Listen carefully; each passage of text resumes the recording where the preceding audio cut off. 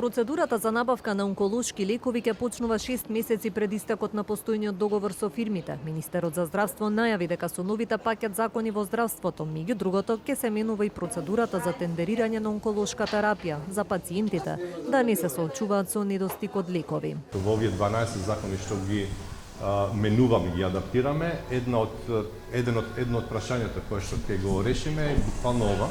Јас најавив пред неколку месеци дека ќе разгледуваме постапките да почнуваат не 3 месеци, туку 6 месеци пред истекот на процесот, се со цел да имаме време да најдеме дополнително ако ни треба реотварање на постапката, а се со цел да не стигнеме до вакви моменти кога заради постапките, административните процедури, пациентите ќе чекаат лекови.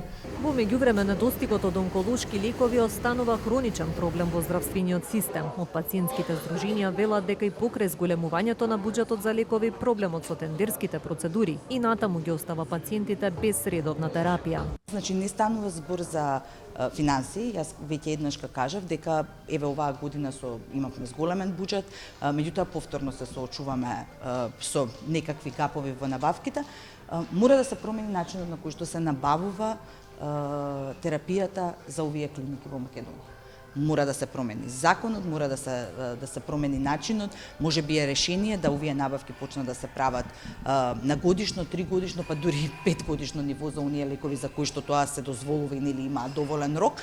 Меѓутоа мора да се промени нешто во начинот на кој што се прават тендерите и на кој што имаат можност да аплицираат компаниите. Освен набавката на лекови, проблем останува и лекувањето на онколошките пациенти. Најавената дисперзија на онколошки центри се уште само делумно се спроведува. Од градската општа болница 8 септември, каде исто така требаше да профункционира онколошко одделение, велат дека станува збор за исклучително комплексен процес кој ќе се реализира во повеќе фази, но тврдат дека одделот ќе профункционира. Лекари од болницата веќе поминале обука во клиниката за онкологија. Следната фаза е опремување на болнички оддел и онколошка терапија, а потоа и ставање во функција на акцелераторот и подготовка за радиотерапија.